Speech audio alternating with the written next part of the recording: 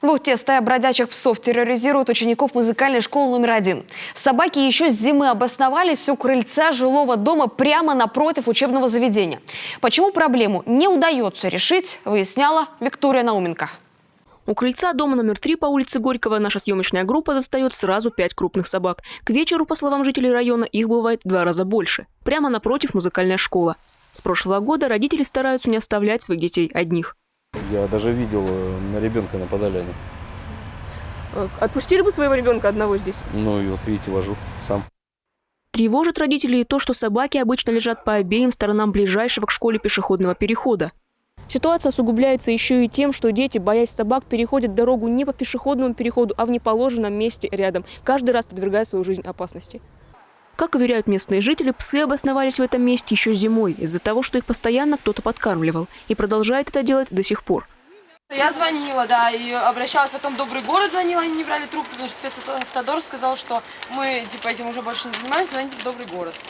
Вот, а Добрый город потом ответил, что мы их заберем чипировать тогда, когда они вырастут. Забрать подросших щенков Добрый город не успел. В апреле контракт с ними у администрации закончился. При этом к качеству работы организации у мэрии возникли вопросы. Вроде бы им и помощь предлагают, давать поможем оформлению документов.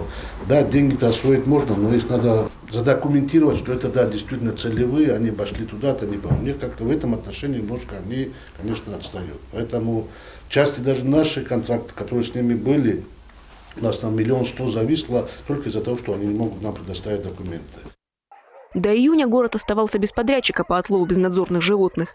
Летом за эту работу вновь взялся спецавтодор совместно с ветеринарной организацией Сосногорска. На жалобу от родителей учеников музыкальной школы номер 1 и соседних домов новые подрядчики выезжали, но собак на месте не обнаружили. Они пропали буквально на 2 дня, как вот сообщают люди, которые вот жаловались. То есть ко мне обратились в субботу днем, что вот есть такая проблема. К вечеру они пропали. Мы предположили, что, возможно, их кто-то тут шуганул просто, да, напугал, и они все дружненько убежали. Но на следующий день к вечеру они благополучно вернулись на свое место, как бы, и продолжают здесь существовать. Тем временем Добрый город вновь готовится выйти на ближайшие аукционы по выбору подрядчика по отлову собак. Сейчас в приюте идет масштабный ремонт на деньги, которые выделил Минсельхоз и средства народного бюджета. По народному бюджету выстроены будки, по народному бюджету, да, там произошел ремонт. По тем деньгам, которые мы в прошлом году перечислили, вот с Денисом Шароновым, внутри сделан ремонт, да, эти 1,5 миллиона вкладываются, именно делается кухня, там будет еще веткабинет, это уже плюс. Те 5 миллионов, которые получаются сейчас, это будут крыши и остальные вот технические моменты внутри самого здания.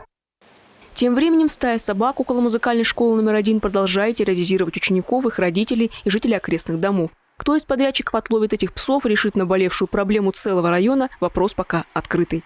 Виктория Науменко, Павел Лагутин, телеканал Юрган, Ухта.